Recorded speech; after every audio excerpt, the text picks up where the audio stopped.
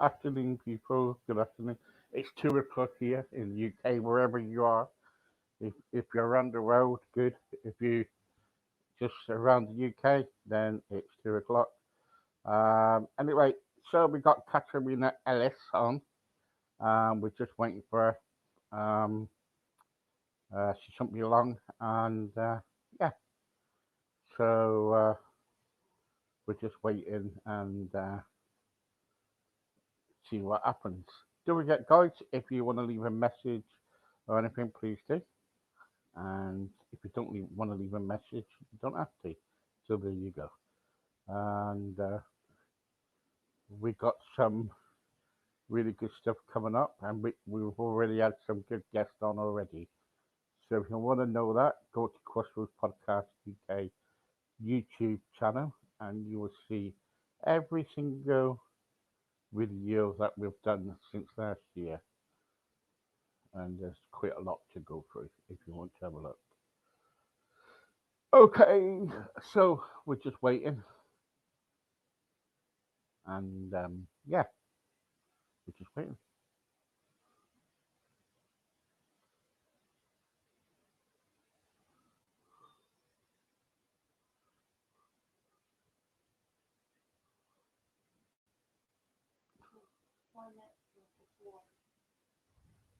What?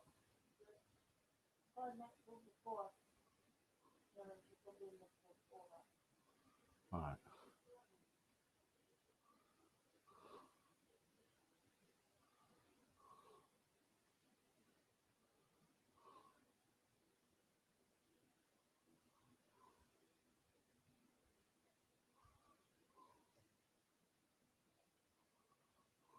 There are some words that are just hard to pronounce.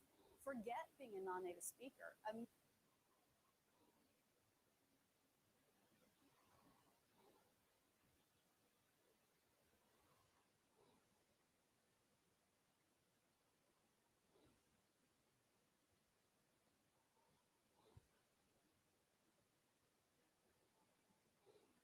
Americans can't even get these words right. Today we're going to go over 14 of the most commonly mispronounced words in American English.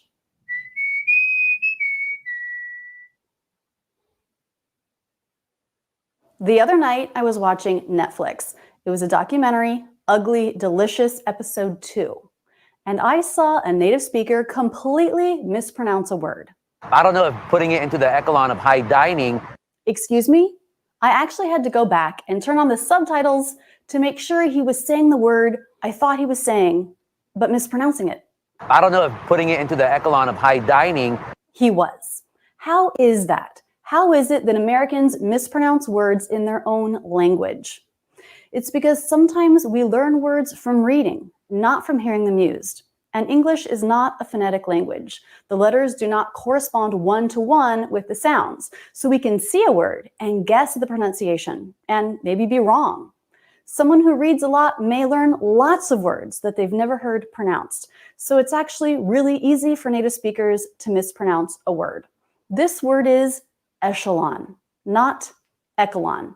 But echelon was a good guess because the CH can be pronounced k or ch or sh. In this case, it's the sh sound, not the k sound. But there'd be no way to know that just by looking at the word. So the first word today is going to be echelon. Echelon. Try that with me. Echelon. By the way, if you're wondering what the heck these symbols are, they're the International Phonetic Alphabet symbols. They match up to the sounds of English because the letters of English don't. If you want to know more about them, if you want to learn them for American English, I'll put a link to my playlist that goes over them below. Oh my gosh, you guys. I just went to Youglish just to see if I could find anyone else saying echelon. I typed it in and I found another guy mispronouncing this word, only mispronouncing it in a different way. I did not expect to find that. Into the higher echelon of party leadership. So he said echelon with the CH sound. Also a good guess, also not the way that word is pronounced. So that word only has one pronunciation listed in the dictionary, and it's echelon. Echelon. If you're unfamiliar with the word echelon, it means a group or level within an organization or a larger group. We're looking to hire the best people who are in the upper echelons of their fields. The other day, I was talking to David about the Metropolitan Opera. I said, it's so cool to live so close to such an upper echelon opera house. Hearing the wrong pronunciation of echelon on Netflix got me thinking about the words I've mispronounced in my life. So I posted to Facebook to ask my friends about words they've said incorrectly or weren't sure how to say, maybe because they learned them from reading. One friend said chaos. He thought it was chaos, the CH letters making a CH sound. Again, those letters CH, they can be tricky, just like in echelon. So here we'll study a list of words I've heard mispronounced by native speakers. I've mispronounced them myself, or my friends have admitted to mispronouncing. This one is from my friend Lowell. Good afternoon, Katerina. How are you? Good afternoon, Steve. I'm very good, thank you. How are you? I'm fine, thank you. And thank you very much for joining me. I just gave people something to watch while we're waiting for you and listen to. So, Cool. tell us about yourself. Apologies for being late. I just had somebody arrive unexpectedly. So a little bit about myself. Sure. I'm originally from Ireland, but I live in the Isle of Man now with my family. I've got 3 kids. And I come career-wise from a background of banking and most recently in educating women around their finances and property investment. So that's where I'm at right now. Right, okay. And so when you kind of like giving advice to people, sorry, sure. When you're giving advice to people about finances and everything else, how do you start? So if I came to you and said to you, right, Katerina, I want to kind of like, I don't know, invest in something or sort my finances out, how do you, what's the plan? What kind of plan do you have in place? Okay. Well, if somebody was to come to me with in that position, I would start by getting to understand more about them, what their, about their situation, their circumstances, and understanding what it is they're ultimately trying to create. So what's the end goal? And once I get a better idea as to what it is that they're working towards, then I can understand, where they are, where they want to be, and then it's a case of joining the dots between those 2 positions. So it's about figuring out what are the baby steps that are going to get you from, the position you're in to where you want to be, and figuring out what the right solutions are for you in that situation. So it's always tailor-made in terms of the steps, but the structure is always the same, starting with understanding what's the end point, where you want to be, and what your current status, your situation, circumstances are, and then figuring out the individual steps then in between that will get you from one place to another. Okay, I've got Joseph here, and he's saying, "Hi, Steve. Could you ask Katerina, is it okay if I invest?" So what he wants to do, he wants to invest. So he's what he's asking is, do you think it's safe for him to, invest because of the COVID, what's been happening? Is it the right time? Well, to me, there's never a bad time to invest. I don't give advice. My position is always around education and understanding what it is, the options that are out there, and finding the best option that fits the individual. So, investment is a very big world. There's so many amazing options out there. But equally, there are a lot of people who are there to take advantage. There are so many scams at the moment. Yeah. And you have to be very, very careful when you do your due diligence and checking any of these options out to make sure that, you're picking something that really is above board, and making sure ideally that it is regulated. Because if you get some things, which are in the unregulated space, which, yes, I have, but you really need to know what you're doing. So there's never a bad time to invest. I personally would invest all the way through COVID in various different things, but always with my eyes open and understanding what I'm doing. You pay a particular price for something, pre-COVID, you pay a different price now, depending what it is, up or down. But over time, that kind of works out. And to my mind, it's I personally believe that my money is better generally invested in good choices rather than sitting in the bank where it's doing very, very little and being paid a very poor rate. So there are lots of other options out there that can, give you better returns. So it's worth looking around, but definitely with your eyes open and, making sure that you do your due diligence on whatever it is that you're looking into. Yeah. How do we know if it's a scam? By doing your due diligence very thoroughly. So by checking out if it's a company that you're investing with, going onto company's house and checking their history. When were they established? Do they have any kind of red flags against them? Googling them, checking out their social media presence. Getting to speak to other people who have used them successfully, and understanding their perspective. If they are regulated by particular bodies, like say in the property area or in the investments, making sure that all the registration details that they give you, you can check those out on those sites. So checking out all the information that they give you. And to me, the bottom line is always, if you feel that something is off, then it probably is. So don't do anything, come away. And unless you're 100% happy with whatever it is that you're thinking of doing, then just hold off. If you've any niggles, don't do it. Yeah, I had a friend actually who invested in some apartments over in Spain. This was around about 6 years ago. Now, yeah, more than that, I think. And what happened was with him, he kind of he invested in something, and the actual apartment was never there. Really. Yeah, Yeah, that's a very common occurrence, unfortunately. And especially when you're in a different jurisdiction, you're in a different legal system. Personally, I wouldn't buy property in a jurisdiction that I'm not familiar with the legals, and if I'm not working with somebody who is in that jurisdiction, somebody I know and trust. I've seen it time and time again where that's happened, and I've seen it happen in the UK also. So you just really need to make sure that you check absolutely everything, and that you're 100% sure that this is correct. And I would personally be a big fan of personal recommendations. So within my own circle of friends, of people I trust, if they know of somebody who's done something and they've had a personal experience, then that's always a good way to go as well, as opposed to just picking somebody from the internet. Maybe you've seen an ad or an ad in the newspaper, etc. I think personal recommendation is always a good way to go.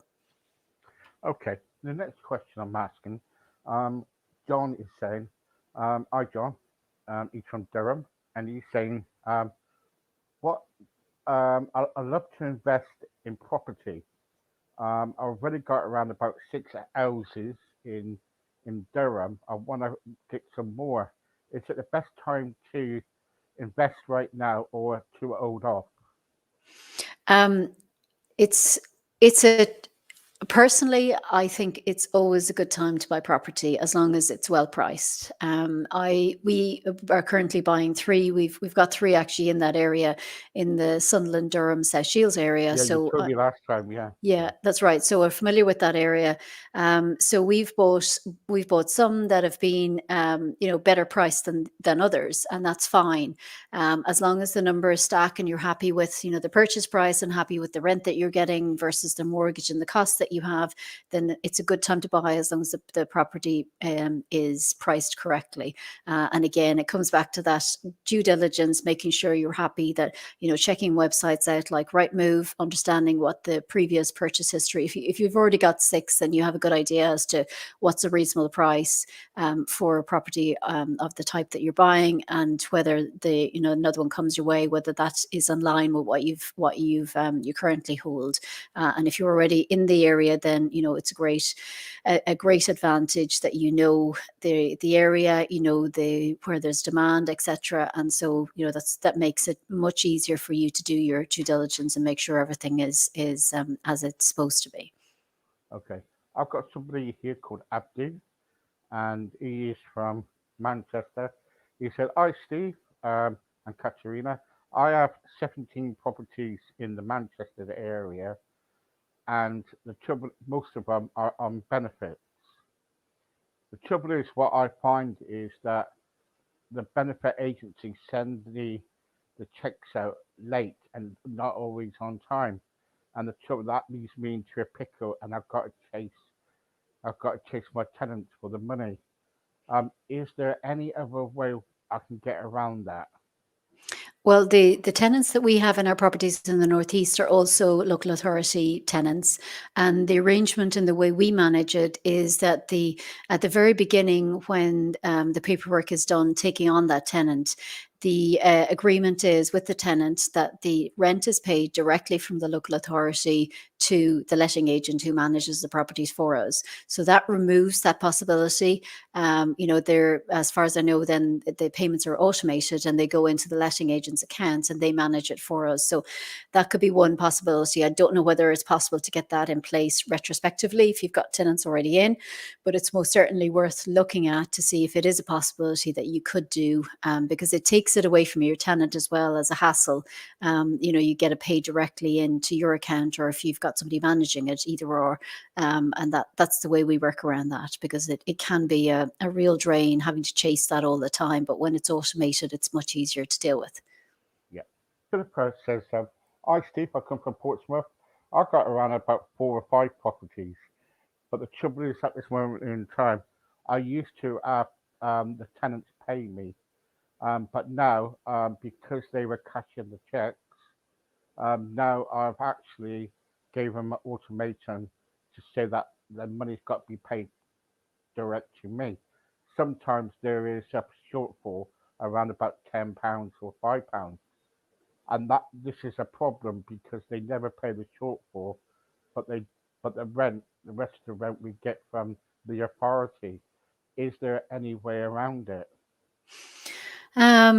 I mean, other than setting so the tenant sets up a standing order, maybe from their account to yours, I haven't come across that before, because all of our rent is paid in full from the authority to the letting agent. So I haven't come across that one personally myself. So, I mean, I think it's worth. I mean, do you have a deposit in place? Are they aware that if you have one, that this is going to be eating into the deposit that you have?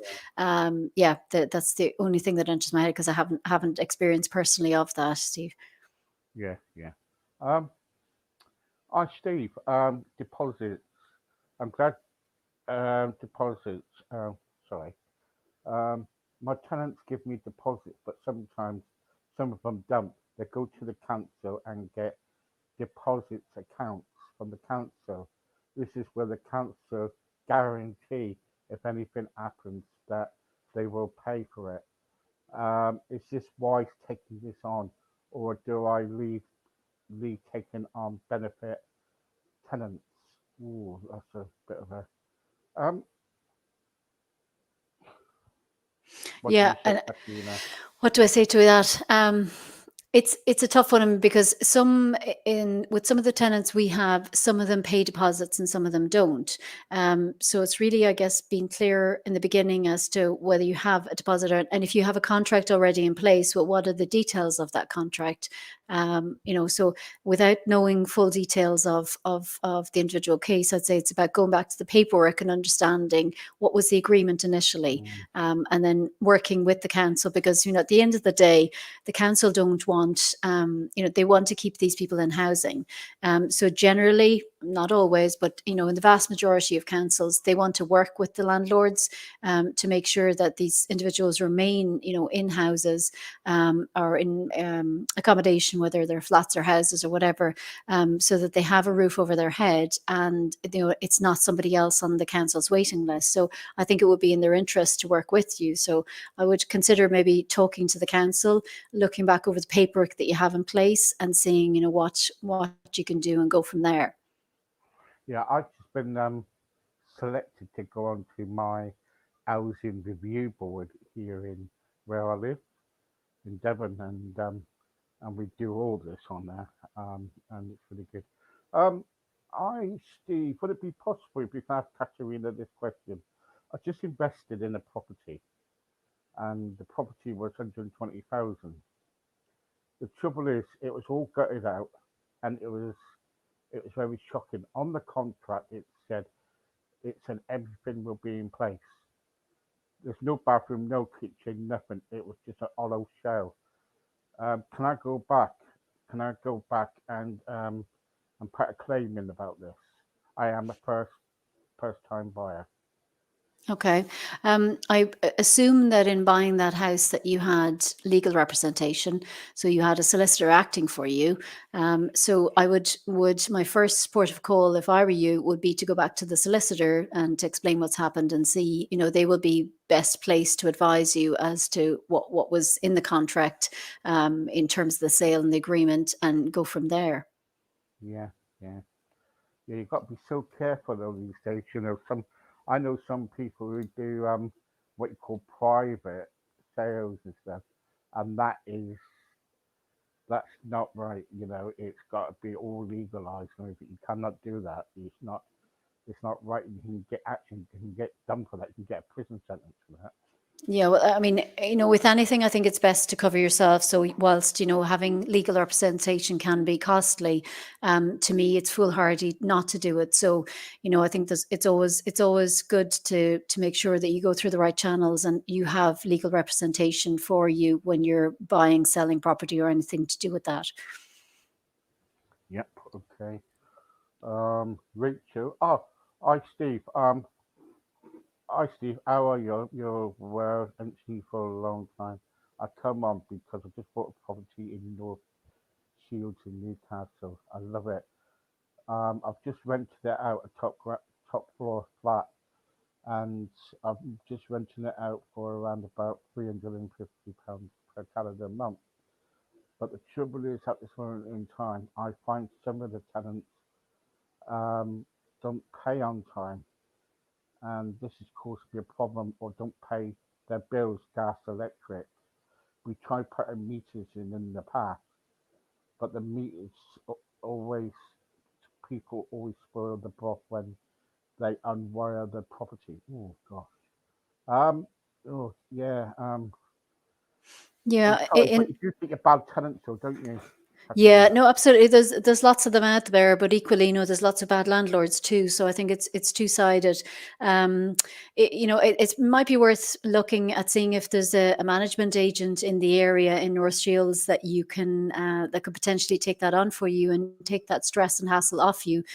Because generally, what they charge is about 35 is about 10%. So of your rent would be about £35, and to me, whilst That's it's worth it, not isn't it? cheap, Really?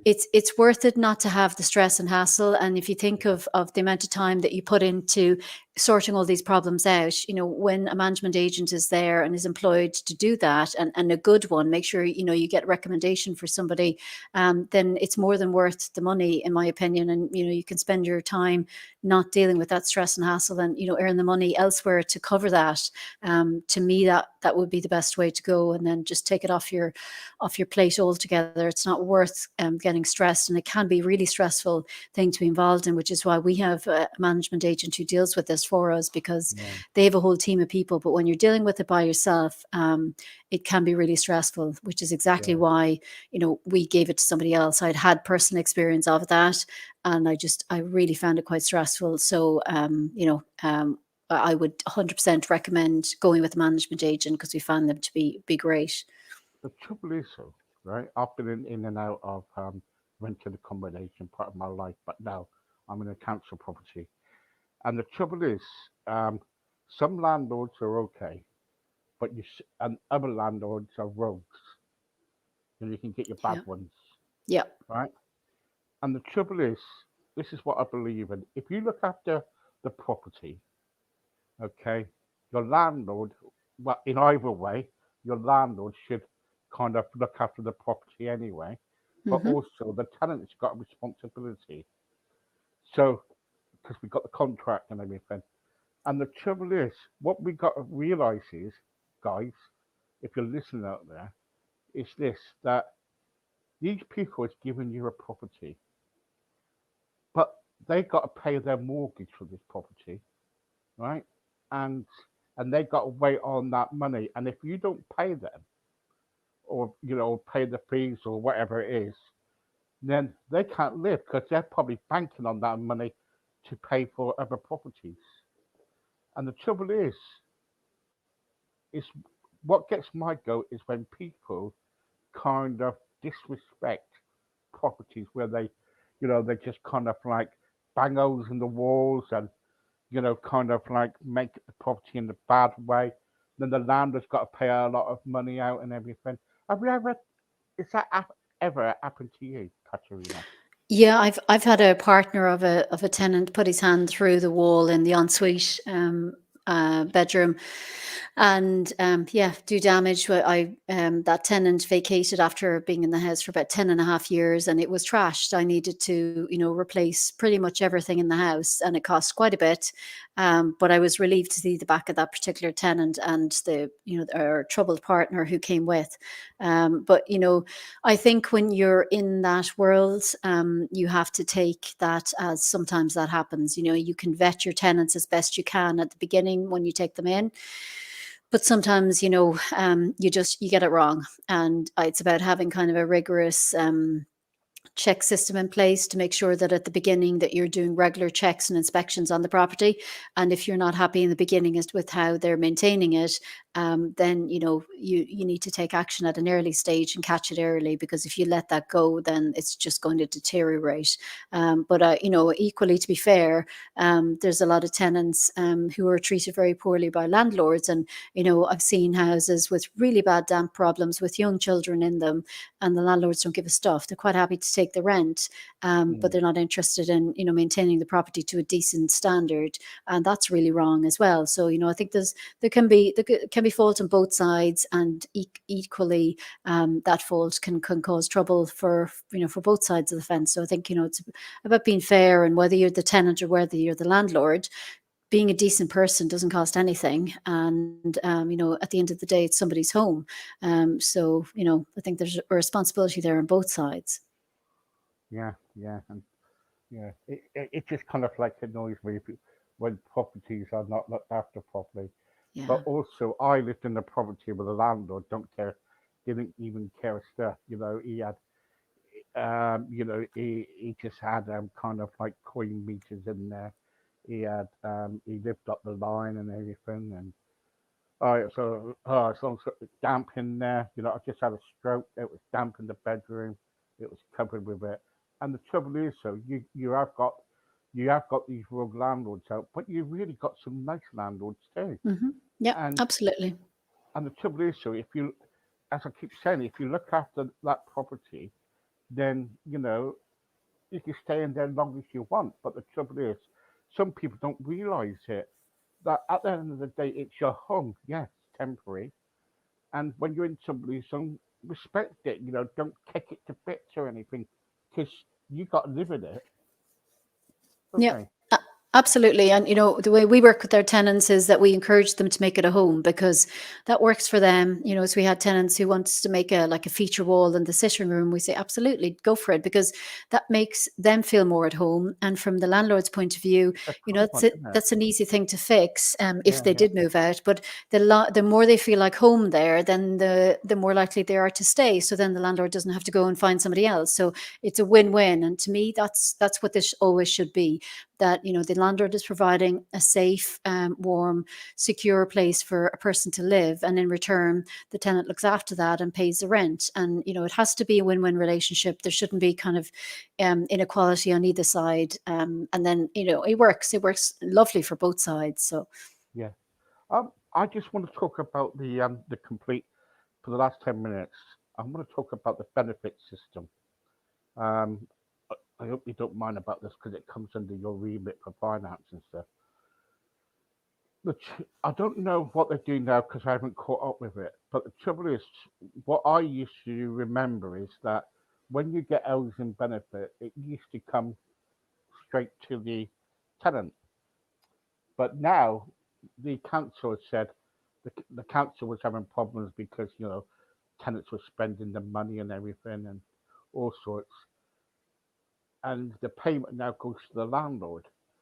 The trouble is, though, right, that I've had some tenants contact me and say, Steve, sometimes the payments are late and it makes myself in arrears, and the landlord's chasing me for rent, and I've got to go all the way up to housing benefit, sit into housing benefit for hours on end, trying to sort this out, you know, Yeah. and is this on? Is this right? Um, I don't know. I don't have a huge amount of knowledge, to be honest, Steve, on the benefit systems, because we have the management agent who deals with all the ins and outs on that and all the paperwork side on it. It should be relatively straightforward. But no system is perfect, and yeah, sometimes there can be issues. So from our perspective, it's the management agent who would look after all that paperwork at the very beginning and make sure it's all laid out so that it's fair. And this is, as to the best of my knowledge, when the rent is paid directly from the local authority to the management agent, that is with the consent of the tenant, as far as I understand. So the tenant should be aware of that and need to consent to that, as far as I understand, if I understand it correctly. But like I said, we don't manage it directly ourselves, so I'm not familiar with the paperwork, but that's the way I think it works from my knowledge. Okay, and so that's bit. When you kind of like, when people pay a deposit and they pay this deposit and they move in, so it's like a month's rent or a month's rent and a month's deposit, say. So they Hmm. move in, right? And all of a sudden, some landlords, when people leave, some landlords say, sorry, but you're not having your money back. Um, what do you think about that? Well, in most situations, the deposits, if they're done properly, they should be held in a separate deposit account. So there is quite stringent rules around this. Again, if it's managed properly and above board and not kind of under the table, there are certain situations where you can withhold a deposit. Like when I that tenant of over 10 and a half years moved out, that place was absolutely trashed. And she did not get her deposit back. I itemized every single thing that it cost me to replace everything that she had broken. I gave her before and after pictures, so I was very clearly able to document the condition that she received the house in, the condition she left the house in. I had receipts for everything that I had to replace, and so it was quite clear cut. So she didn't have a leg to stand on. So it needs to be done properly. You can't just decide on a whim that, they've caused me hassle, I'm not giving the deposit back. That's not okay.